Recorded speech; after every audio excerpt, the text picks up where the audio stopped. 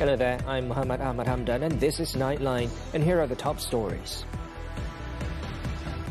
No toll hikes for 10 major highways next year.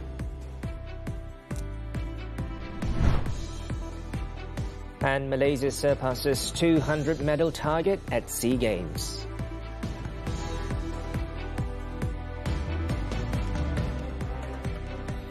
Good news for highway users as the new year 2026 approaches. The government has decided that toll rates on 10 major highway concessions will remain unchanged next year. Unity Government spokesperson Datuk Fahmi Fadil announced this at his weekly press conference on Thursday. 10 konsesi lebuh raya ini tidak akan mengalami kenaikan tol. Ada implikasi keuangan kepada pihak kerajaan, jadi jumlah itu akan ditanggung oleh kerajaan. Fahmi added that the decision was made during the cabinet meeting chaired by Prime Minister Datuk Seri Anwar Ibrahim on Wednesday. Previously, reports indicated that highway users could have faced toll increases of up to 83% if the hikes were not deferred. Meanwhile, in a statement, Works Minister Datuk Seri Alexander Nantalinggi said the government will bear a financial impact of over 591 million ringgit to maintain the current toll rates. This applies to 10 highways, including those in the Klang Valley, such as Grand Saga, Lata, SKVE, Duke and Max. Toll rates will also remain unchanged for the Sultan Abdul Halim Muazzam Shah Bridge, the Senai Desaru Expressway and the Butterworth Outer Ring Road. The initiative reflects the Madani government's commitment to ensuring the welfare and well-being of the people, while also supporting inclusive and sustainable economic growth. It also demonstrates the government's determination to ease the cost of living burden on the public, specifically highway users. In a separate development, Communications Minister Fahmi Fadil said newly appointed cabinet members are expected to hit the ground running with no honeymoon period. He added that the firm reminder came from the Prime Minister, who wants his new leadership team to thoroughly review all aspects of ministry management and the policies currently being formulated. The Communications Minister stated that Anwar made this clear during the first cabinet meeting following the swearing-in of new federal ministers and deputy ministers on Wednesday. Fahmi also said that a cabinet retreat is scheduled for next month to ensure that the government's direction, objectives and priorities are clearly conveyed to all. There is no honeymoon period untuk rakan-rakan menteri yang baru. Ada di kalangan mereka sebelum ni pernah berkhidmat sebagai timbalan menteri. Jadi banyak daripada perjalanan administratif bagi sesebuah kementerian tu agak biasa bagi mereka. Cuma ada beberapa yang mungkin baru sahaja menyertai pentadbiran. Jadi bagi mereka mungkin ada sedikit masa yang mereka perlukan untuk. He noted that the Prime Minister will also closely monitor the Cabinet's work to ensure that any administrative issues are addressed promptly.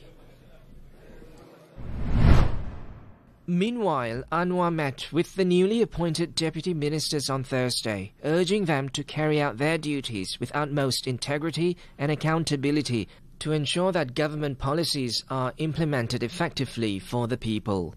In a social media post, he emphasized that maintaining good relationships is essential not only within ministries but also across all levels of society. Information shared with the public must be accurate and transparent, reflecting the goals of the Madani government. By doing so, every government decision and initiative can be properly understood, fostering public trust in government policies. Meanwhile, the Human Resources Ministry has set out 9 key priorities to be implemented over the next 2 years as part of its ongoing comprehensive reform agenda to strengthen the nation's employment ecosystem. Minister Datuk Seri R. Ramanan said on Thursday that the initiatives include setting up a new gig consultative council and a gig tribunal.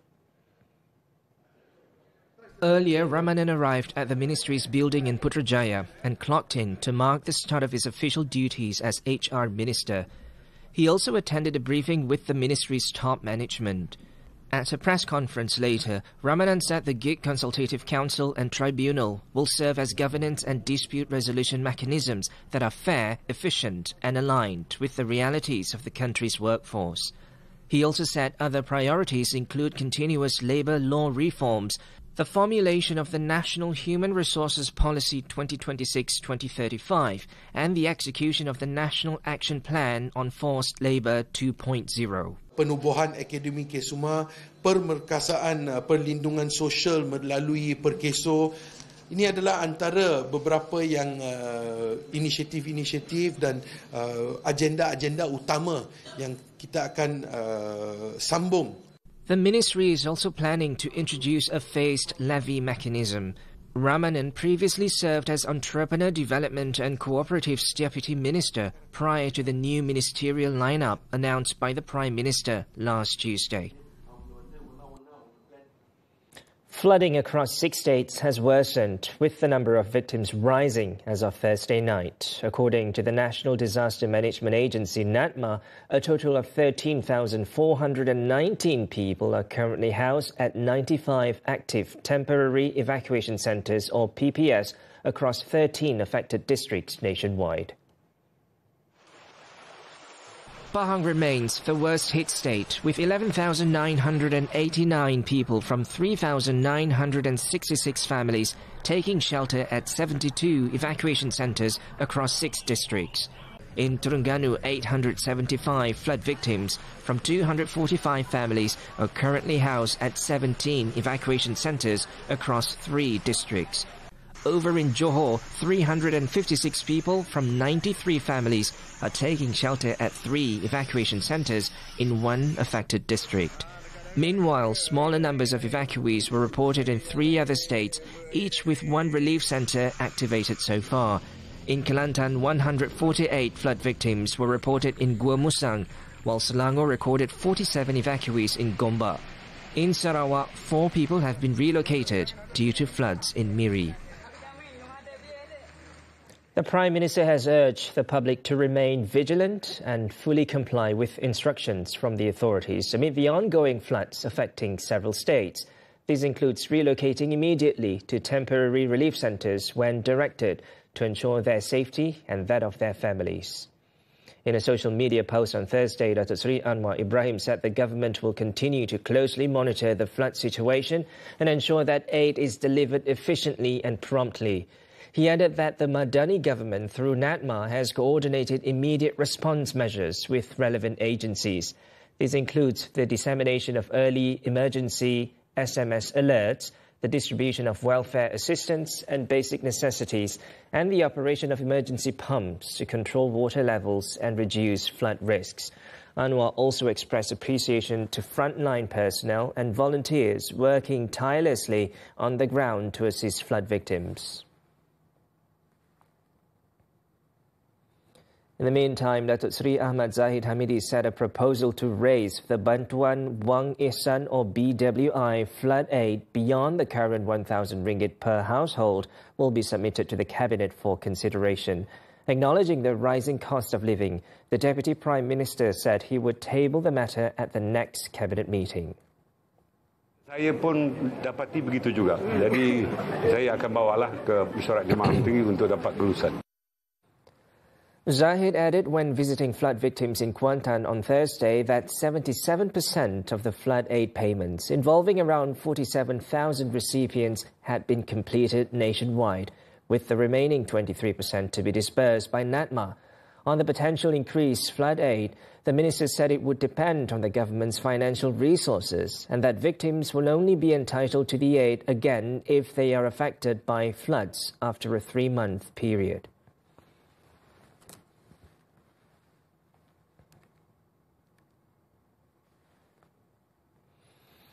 Nearly 5.6 Malaysians are currently receiving monthly assistance under the Sumbangan Asas Rahmah or SARA scheme, including newly approved appeals.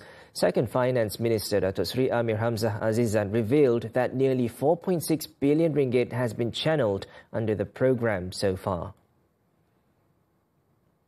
Ini mencerminkan kadar penggunaan sebanyak 99% secara keseluruhan dengan nilai perbelanjaan sebanyak 4.59 bilion ringgit. Bagi penghargaan secara one-off, lebih 22 juta rakyat Malaysia dewasa pula menyaksikan lebih 20 juta rakyat telah membelanja. Speaking in the Dewan Negara on Thursday, Amir Hamzah said the capacity of the SARA payment system has undergone significant upgrades to cope with surges in transaction volume. The system is now capable of processing up to 7,000 transactions per minute, compared with 2,700 previously. However, capacity is expected to be raised further to 10,000 transactions per minute following additional system enhancements by the end of the year.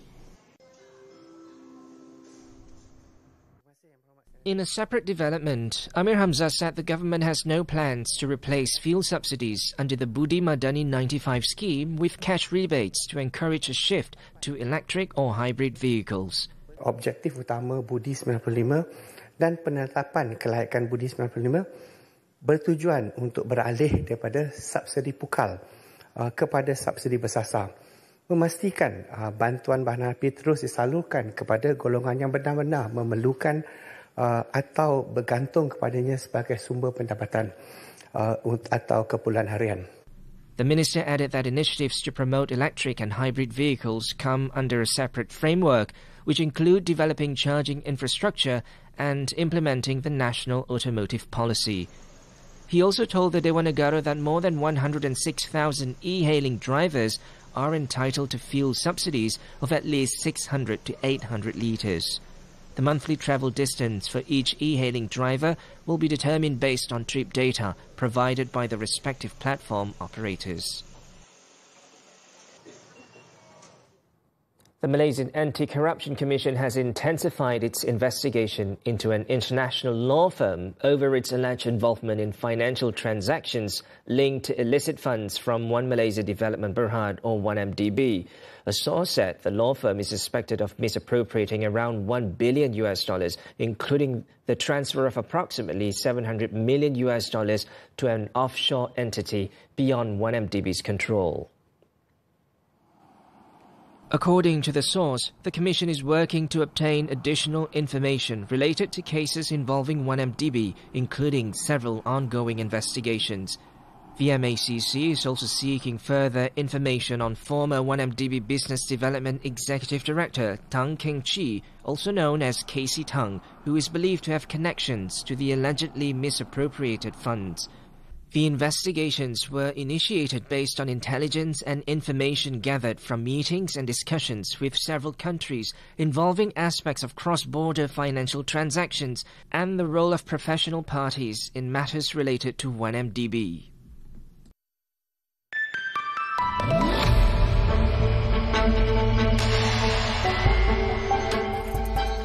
The government is stepping up efforts to ensure home ownership for every Malaysian with a target to deliver 1 million affordable homes under the 13th Malaysia Plan or 13MP scheduled from 2026 to 2035.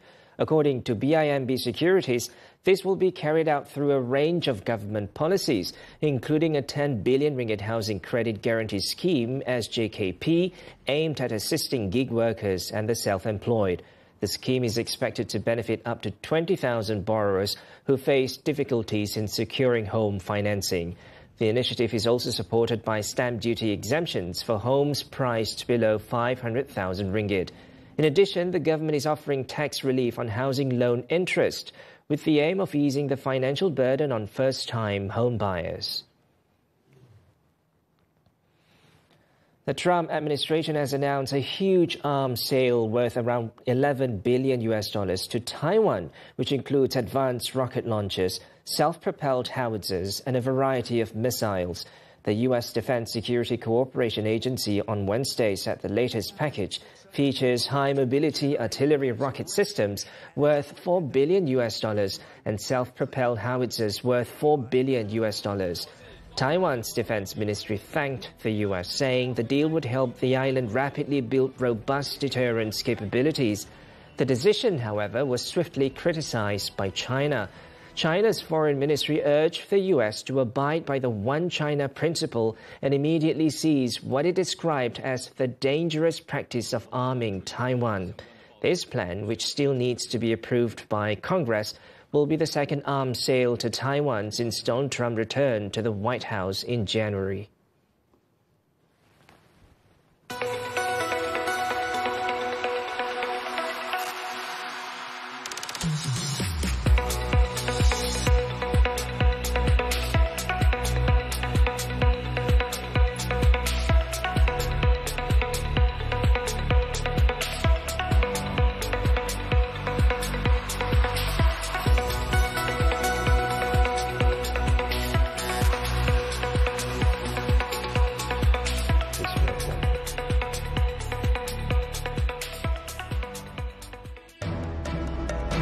Man slashed to death during fight. More from the local front after this breather. Kalau fikir sakit, semua orang akan rasa sakit. Cuma orang kata lah ni, kita cubalah perbaiki diri untuk kekuatan kita. Macam mana kita nak buat untuk kehidupan kita ni. Masa tu saya fikir saya kena kuat. Sebab isteri saya sangat sakit. Kalau saya lemah, dia lagi teruk. Sebab tu saya kena kuat. Macam mana pun saya kena kuat. Kalau kata saya fikir saya lemah, isteri saya lagi down. Kalau tidak habis, kami semua down. Kehidupan kami akan jadi teruk. Sekarang ni saya tak rasa beban lah. Sebab perasaan sayang tu kuat. Saya tak rasa beban apa. Semua saya nak lagi dia kuat saja. Dalam hidup saya ni, saya nak isteri saya sembuh. Tak mau fikir apa-apa sekarang dia. Saya walaupun beban macam mana pun saya tak rasa sangat sebab saya sayang orang. Mak ayah saya pun saya sayang.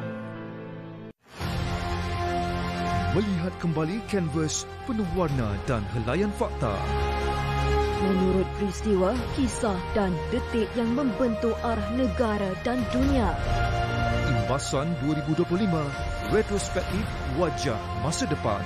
Ahad 28 Disember, 5.32 petang. Hanya di TV3 dan stream HD ditonton. My mom's a teacher. And your dad? He's a liar. You mean he's a lawyer? You're the victim here. Driven into the arms of another man. 7. Yeah, whatever. It's his birthday. He said he was going to be here. He promised. What's wrong with me? I'm getting what I deserve. I'm reaping what I sow. Saksikan Layar Layar Ahad ini 9 malam di TV3 Blockbuster dan stream juga melalui Tonton. Welcome back. The Johor Customs Department has foiled 2 drug smuggling attempts via courier services following the seizure of cannabis worth 1.29 million ringgit in 2 separate cases last month. State Customs Director Aminul Izmi Muhammad Suhaimi said 2 men, a local and a foreigner, were also arrested. On November 26, enforcement officers intercepted 2 parcels bound for the United Kingdom at a courier company in Senai, seizing 13.04 kilograms of cannabis worth 1.27 million ringgit and arresting a 21-year-old local man. In a separate case, on November 19th, a 23-year-old Philippine national was arrested in Johor Bahru after officers intercepted a suspicious parcel containing 5 packets of cannabis worth more than 14,000 ringgit. Both cases are being investigated under the Dangerous Drugs Act.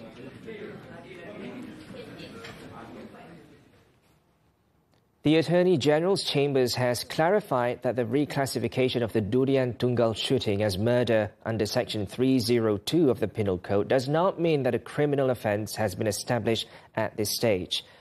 It stressed that the move aims to ensure investigations are conducted in accordance with the law and the evidence available. In a statement on Thursday, the AG's chamber said the move was procedural in nature and in line with its constitutional responsibilities. It also underscored the need to safeguard the integrity of the ongoing probe, which is being led by a special team from Bukit Aman. The AG's chambers emphasized that it takes public discussions on the shooting incident, which resulted in 3 deaths, very seriously. Those with relevant information, recordings, photographs or other evidence are encouraged to come forward and cooperate with the authorities. The AG's chambers added any decision on prosecution would be made strictly based on the law and admissible evidence without influence from public sentiment or external pressure. On Tuesday, the AG's chambers directed that the police shooting of 3 men in Durian Tunggal Melaka be reclassified as a murder investigation following briefings and recommendations submitted by the police. The 3 men aged between 21 and 29 were shot dead after one of them allegedly attacked an officer with a machete during an operation at an oil palm plantation. In Selangor, a 34-year-old man was killed after being attacked with a machete during a fight in Taman Sentosa, Klang late Wednesday night.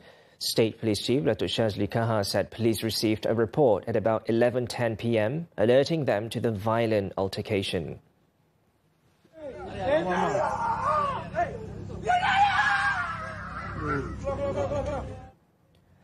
Initial investigations indicate the victim was slashed with a machete during the brawl and died on the spot from severe injuries. Footage of the fight's aftermath showing several people believed to be the victim's family members at the scene also went viral on social media. Police are conducting further investigations to identify those involved. The case is being probed under the Penal Code for murder, with the motive still under investigation.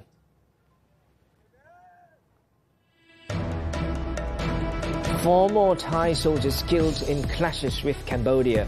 The details when Nightline returns. Musim tengkujuh ni elakkanlah rekreasi air. Ombak besar, arus deras, punca orang hanyut dan lemas. Salah faham antara sakit kepala atau pening. Dua-dua ada risiko. Kes orang hilang ada saja yang berlaku. Apakah punca dan cara elak daripada berlaku? Awak tahu, saya ada suka satu kedai makan ni. Tapi ada satu masa tu asyik tutup je. Pelik. Macam kena sihir perniagaan. Takut. Aku juga. Jangan lupa. Isnin hingga Jumaat 10 pagi. Ditonton dan TV3.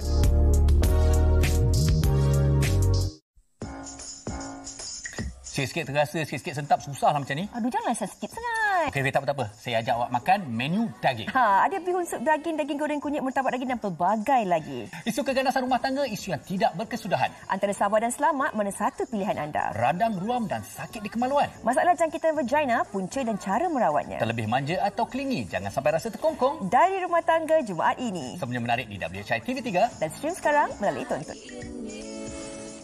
Sarah, what happened between you and Aiman?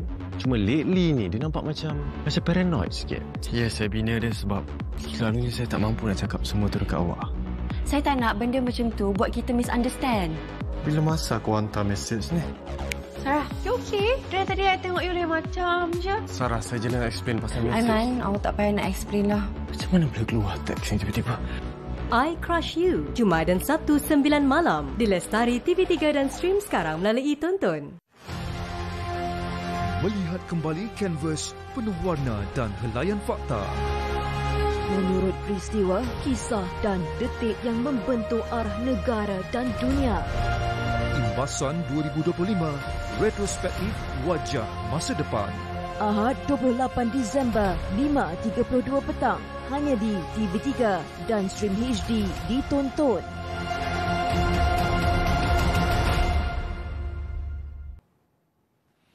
Welcome back. Onto the foreign front. The Royal Thai Army has confirmed that 4 more soldiers have died in the ongoing conflict with Cambodia, bringing the total casualties to 21 since December 8th. In a statement, the military announced that the latest deaths occurred in several clashes in the volatile border area. The Royal Thai Army also paid tribute to all personnel who sacrificed their lives in line of duty to protect the sovereignty of the nation. Meanwhile, Cambodia's defense ministry has accused Thailand's military of bombing the casino hub of Phoi Phet, a major land crossing between the two nations. The ministry said on Thursday that Thai forces had dropped 2 bombs in Phoi Phet, located in the northwestern province of Bantai Manchay, at about 11 a.m. local time. Thailand has yet to comment on the strike. Qatar's Prime Minister has warned that daily Israeli breaches of the Gaza ceasefire are threatening the entire agreement, as he called for urgent progress towards the next phase of the deal to end Israel's genocidal war on the besieged Palestinian enclave.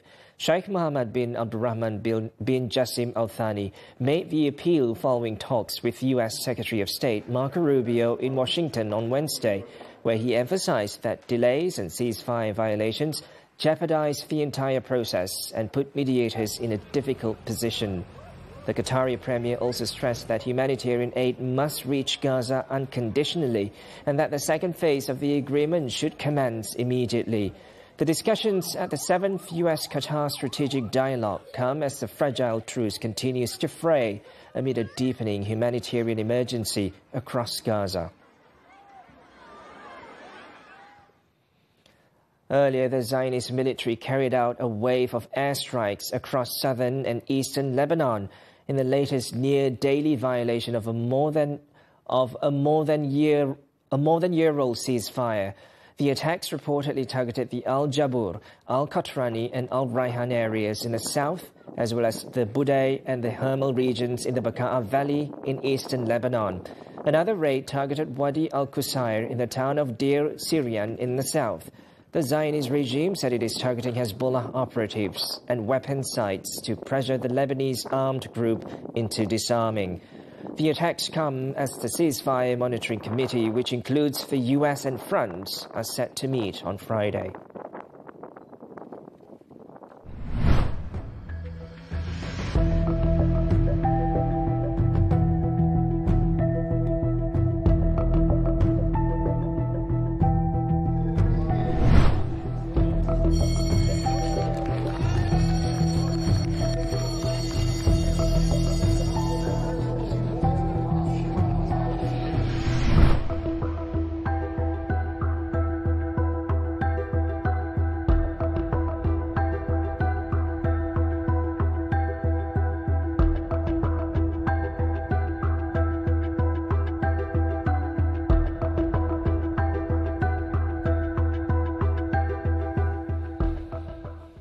Switching to sports, the 2025 Thailand SEA Games, the Malaysian contingent reached a major milestone on day 9 of the event, achieving their 200 medal target on Thursday after collecting 5 golds, 3 silvers and 2 bronzes. The latest results see Malaysia holding on to a top 5 position with a medal haul of 46 golds, 49 silvers and 108 bronzes. The milestone was sealed in emphatic style in track cycling as the men's team pursued quartet of Azim Alias, Hafiq Jafri, Yusri Shari and Lau New Jo won gold to claim Malaysia's 200th medal, beating hosts Thailand in the final. Cycling remained Malaysia's biggest medal source as Ridwan Sahrum won gold in the men's keirin and Olympian Nur Aisyah Zubir topped the podium in the women's scratch race. Archery added to the gold tally, with veteran Juwaidi Mazuki guiding Malaysia to the men's team compound title in a 232-228 win over Thailand. Malaysia's 5th gold came as the men's kabaddi team made history with a 28-16 win over Thailand to claim the nation's first ever gold in the sport. Earlier, Malaysia ended an 8-year wait for a medal, securing bronze with a hard-fought 2-1 win over the Philippines in the 3rd-place playoff. The Young Tigers opened the scoring in the 27th minute when Danish Hakimi Sahaluddin slotted home to give Malaysia the lead. Just 9 minutes later, Hakimi Azim Rosli accidentally headed the ball into his own net, levelling the score at 1-1. However, Hakimi redeemed himself just before half-time after netting Malaysia's 2nd goal in the 43rd minute. Neither side could find the net in the second half as Nafuzi Zain's side held on to secure a 2-1 victory. The bronze medal offered relief to the squad after a challenging season, including failing to qualify for the 2026 Under-23 Asian Cup. Turning to badminton, the 2025 BWF World Tour Finals, the national shuttlers shone brightly at the tournament with women's doubles pair Pearly Tan and M. Tina and mixed doubles pair Chen Tangjie, To Yiwei advancing to the semi-finals after dominant performances in their group matches on Thursday. Pearly and Tina booked their first ever semi-final spot with a 21-13, 21-18 win over Japan's Kia Nakanishi and Rin Iwanaga, setting up a clash with Yuki Fukushima and Mayu Matsumoto in their final group match. Tang Jie and Yi Wei also stormed into the semi-finals with a 17-21, 21-14, 21-15 win over Indonesia's Jafar Hidayatullah and Felicia Pasaribu. They will face China's Feng Yangzhe and Huang Dongping next. Earlier national men's doubles pair Man Wei Chong and T Kai Wun kept their semi-final hopes alive with the 21-18, 21-19 win over Taiwan's Chiu Xiang Chie and Wang Jilin. They now face South Korea's world champions Kim Won-ho and Seo Seong-jae in their final group match. However, another men's doubles duo, Aaron Chia and So Woo-yik, found themselves in a tough spot after losing 14-21, 18-21 to China's Liang Weikeng and Wang Chang in their second group tie. The world number 2 pair now face the daunting task of having to beat India's Satvik Sairaj, Ranki Reddy and Chirag Shetty in their final group tie to qualify for the semi-finals.